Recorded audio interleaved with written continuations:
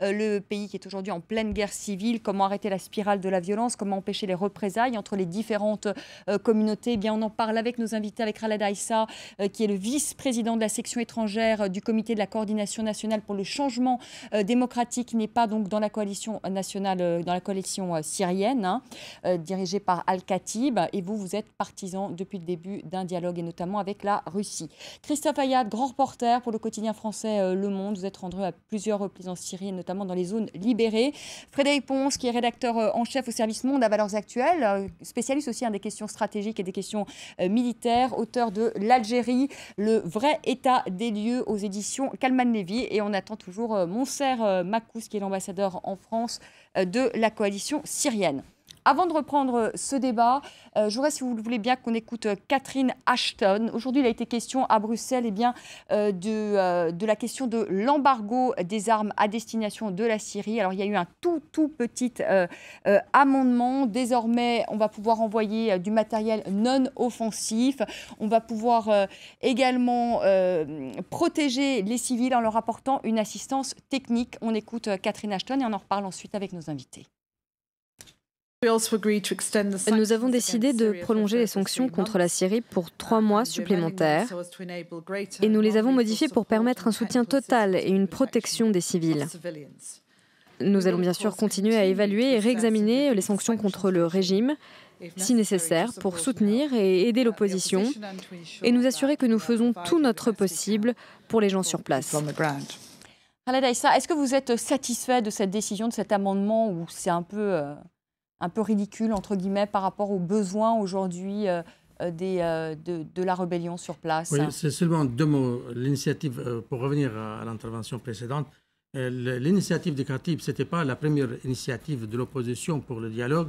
Déjà, le Conseil national syrien et le comité de coordination nationale, le 30 décembre 2011 déjà, ils ont signé un papier qui prévoyait de dialoguer avec les gens qui n'étaient pas impliqués dans les crimes de sang et de la corruption. D'ailleurs, si on parle des crimes de sang et de la corruption, je ne sais pas si dans les groupes armés actuels qui sont soutenus par la Turquie, la Qatar aussi, est-ce qu'il n'y en a pas? Donc ça, c'est une précision faite. L'autre précision pour M. Ponce... Mais je vois qu'on avance aussi, pardonnez-moi. Je vais rattraper.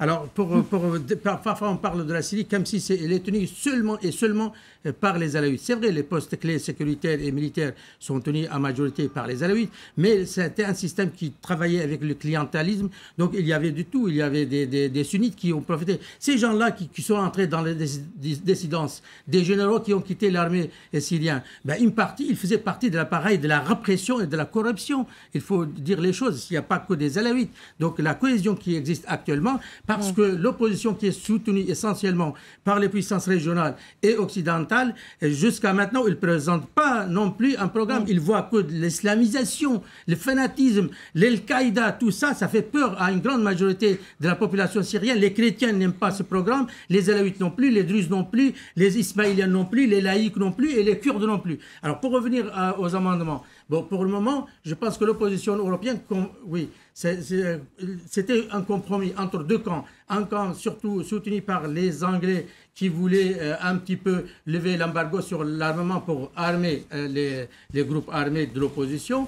Et puis les autres pays, par exemple le Suède, l'Allemagne, l'Espagne, les pays qui s'opposaient à ça. Sont contre. Exactement. Alors ils ont trouvé un compromis pour satisfaire à tout le monde. Mais sur le terrain... C'est un compromis à la bruxelloise, ça. Enfin, oui. On a l'habitude de ces compromis un peu tièdes de l'Union européenne. Mais sur le terrain... Sur le terrain, ça ne change rien, vous dites. Ce que vous dites, c'est que sur le terrain, ça ne change rien. Mais c'est toujours... Déjà, il y a l'armement. Par exemple, lorsque l'attaque de la ville de Ras Al-Ain, une ville kurde, a été attaquée par l'Al-Qaïda, il y avait 7 chars. Il y avait de l'armement carrément. Alors peut-être c'est pas officiel et pas une décision européenne ou internationale, mais quand même sur le terrain, il y a l'armement. Oui, vous savez, Frédéric Ponce, après je vois qu'on donne la parole à Mounser Makous. C'est une motion de compromis des 27. On sait que les motions de compromis européennes, en général, voilà. Et en plus, présentée par Catherine Ashton, ça ne va pas très loin. Malgré tout, on n'enverra pas d'armement proprement dit sur place. En revanche, ce qui va probablement pouvoir arriver sur le terrain, c'est du matériel de protection. Et pour les combattants, c'est important. Des gilets pare-balles, des casques, du matériel de transmission. Ça n'est pas létal, là, c'est ni offensif ni défensif, mais c'est du matériel dont ont besoin à l'heure actuelle les rebelles syriens. Et ça, progressivement, par petites doses, ça peut conduire à faire la différence, à améliorer la capacité opérationnelle des rebelles sur le terrain. Donc, ça paraît ridicule, ça n'est pas complètement négligeable non plus. Monser Makous, bonsoir, vous nous avez rejoint, vous êtes l'ambassadeur en France de la coalition syrienne. Alors vous nous faites un peu revenir au début de notre débat, mais je vais vous poser la question aussi à vous. Est-ce que vous y croyez à la réponse du régime syrien qui se dit aujourd'hui prêt à dialoguer suite à l'offre qui a été faite par Lakhdar Brahimi? À mon avis, c'est une manipulation. Je ne crois jamais que le régime syrien va... Il vous propose même de rentrer au pays et que vous ne courrez aucun danger. Ça n'a aucun sens, absolument, c'est faux. Parce qu'il fait de la publicité, en effet. Si on fait l'analyse de comportement de régime syrien depuis des dizaines d'années, mais surtout pendant les 2 dernières années, on comprend très bien que c'est un régime qui n'est jamais capable d'entrer dans un processus politique. D'ailleurs, ce n'est pas la première fois. C'est la 4e fois, en effet. Donc, on a commencé par l'initiative de la Ligue arabe et après l'initiative de Kofi Annan. L'émission de Kofi Annan, il a duré 6 à 7 mois. Et après, disons, l'émission de Lakhdar Brahimi, ça fait déjà à peu près 4 ou 5 mois. Qu'est-ce qu'il y a de nouveau aujourd'hui? Les conditions de l'environnement, il était beaucoup plus profitable, beaucoup plus à l'aise pour le régime syrien pendant ces 3 initiatives. D'autant plus que la modification de la résolution du Conseil de sécurité à l'origine française, qui était très bien, très juste, qui a été modifiée à la suite dans, disons, résolution russe, qui a vidé cette résolution française, qui a fait toutes les conditions nécessaires pour le régime syrien qu'il puisse manipuler, voire, disons, finir avec cette initiative. Maintenant, je ne vois rien absolument nouveau, d'autant plus, on regarde un petit peu doucement en arrière le discours de Bachar Assad qu'il a dit qu'il considère toute l'opposition soit des terroristes, soit des traîtres, et tout le monde sont des esclaves. Il cherche des gens corrects. Donc, ils sont des esclaves tous. Elle cherche des gens qui ne sont pas des esclaves. Donc, une réaction également pour poursuivre un peu le débat aujourd'hui sur cette décision d'amender l'embargo sur les armes. Est-ce que vous trouvez que c'est suffisant, qu'il faudra aller plus loin, qu'il faut armer aujourd'hui la rébellion? Absolument, il n'y a pas d'autre solution. Absolument. Armer la rébellion.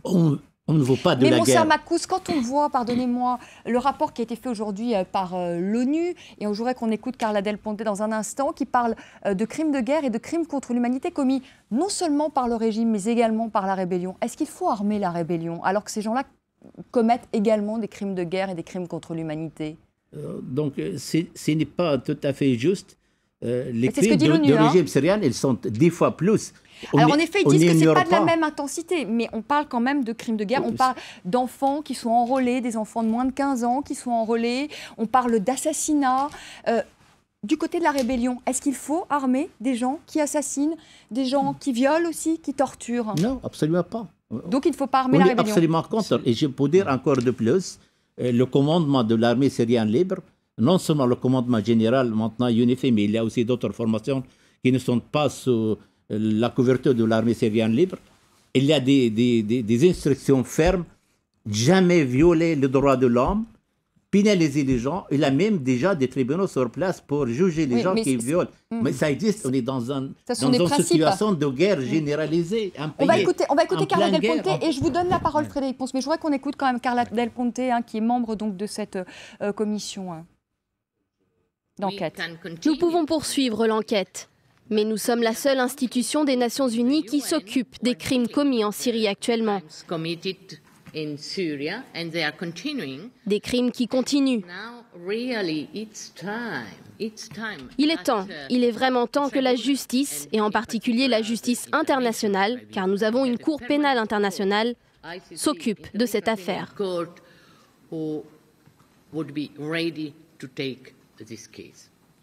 Frédéric Pons. Vous savez, ce qui vient d'être dit, c'est peut-être un tournant de cette guerre. Et c'est très intéressant parce qu'aujourd'hui, à la différence d'il y a quelques mois, on a tendance à mettre dans le même panier la rébellion et le régime en termes d'atteinte aux droits de l'homme. C'est sans doute vrai, il y a des exactions, pas de même nature, pas de même intensité, pas de même durée dans les deux camps. Mais ce rapport, cette façon de pointer du doigt aussi la rébellion peut avoir un sens politique très fort. Ça peut permettre à la communauté internationale de résister aux pressions pour armer et pour aider davantage cette rébellion qui n'est pas sûre. Parce que quand on dit qu'il faut donner des armes aux rebelles aujourd'hui, pourquoi pas? Mais à qui les donner? À qui les donner? Et c'est ça, depuis le début, la grande interrogation, notamment des Occidentaux, parce que du côté de l'Arabie Saoudite et du Qatar, ils ne se sont pas gênés pour donner beaucoup à un certain nombre de groupes. Mais du côté des Occidentaux, qui ont les moyens d'aider en livraison d'armes ou de matériel divers, la grande interrogation, c'est de savoir vers qui vont aller ces armes, quels sont les destinataires finaux. Et aux États-Unis, en Europe, tout le monde a en tête le précédent afghan. Quand les Américains avaient donné des armes aux insurgés afghans, aux combattants de la liberté, une partie de ces armes sont allées dans les stocks des talibans ou des futurs talibans qui se sont retournés ensuite contre les Américains. On est devant le même cas de figure. Je suis désolé, c'est spécieux. C'est-à-dire que... Bon, alors on ne va pas faire un débat sur l'Afghanistan, mais l'Afghanistan, les talibans n'auraient jamais existé sans le soutien du Pakistan. C'est-à-dire d'un État qui avait décidé, littéralement, de envahir par procuration son voisin. Et qui est un État qui était dans les mains d'un service de renseignement largement infiltré par des extrémistes. Alors, ce qui se passe avec l'Union européenne, qui est en train de se passer, moi je l'ai constaté sur, par exemple, l'aide humanitaire. On disait, organisez-vous aux Syriens, et puis on vous donnera de l'aide humanitaire. Alors, total, il y a un budget terrible, comme ça, de l'Union européenne, mais on ne sait pas qui le donner. Puis maintenant, les gens commencent à crever de faim, littéralement. Et il y a tout un tas de trafics qui se sont développés en Syrie, près de la frontière turque, parce que les gens ne peuvent plus quitter la Syrie aujourd'hui. La frontière turque est hermétiquement fermée pour les non-combattants. Les combattants, ils passent dans un sens et dans l'autre, avec l'accord des autorités turques. En revanche, les civils qui viennent remplir les camps en Turquie, ça, la Turquie n'en veut plus.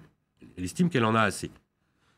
Donc vous avez des centaines de milliers de civils dans des camps dans le nord de la Syrie.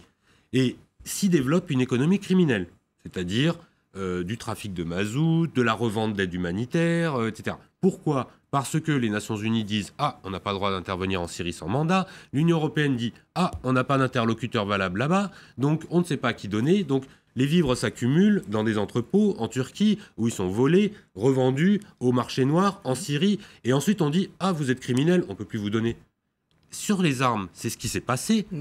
Je suis désolé, je ne suis pas là pour militer pour ou contre l'armement des rebelles, mais l'Union européenne, comme les Américains, ont beau jeu de dire aujourd'hui il n'y a plus de gens fiables, il y a beaucoup d'extrémistes.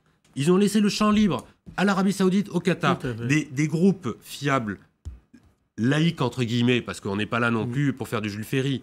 Il y en avait en Syrie. Ils étaient identifiés. Mais ça, c'est fini. Oui, mais ça, c'est fini. Mais alors, la question, la question majoritaire. La question des réalités d'aujourd'hui. Christophe Ayada, et ensuite Frédéric Pons. Je suis désolé, cette question, elle est. Il y a un an, on le disait. Et on nous disait, oui, mais il faut voir, etc.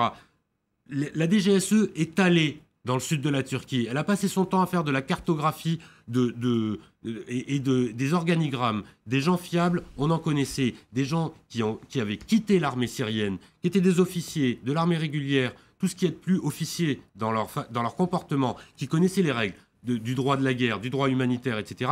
Il y en avait déjà pas mal.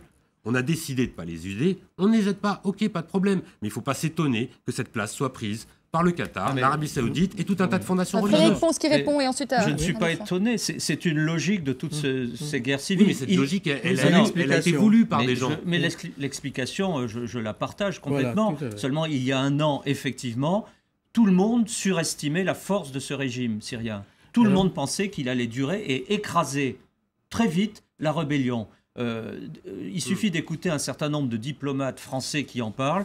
eux-mêmes sont surpris finalement de cet affaiblissement du régime. Il y a des gens qui allaient sur le terrain. Oui, peut-être. Mais aujourd'hui, Christophe Ayad, aujourd'hui, il faut partir de la réalité. On peut refaire l'histoire, beaucoup d'erreurs ont été commises. La réalité aujourd'hui, c'est qu'une partie de la rébellion, les forces combattantes les plus offensives, les plus fortes sur le terrain, sont en majorité liées au mouvement islamiste. Voilà. Et c'est cela qui fait peur. Moussa Makous qui fronce des sourcils.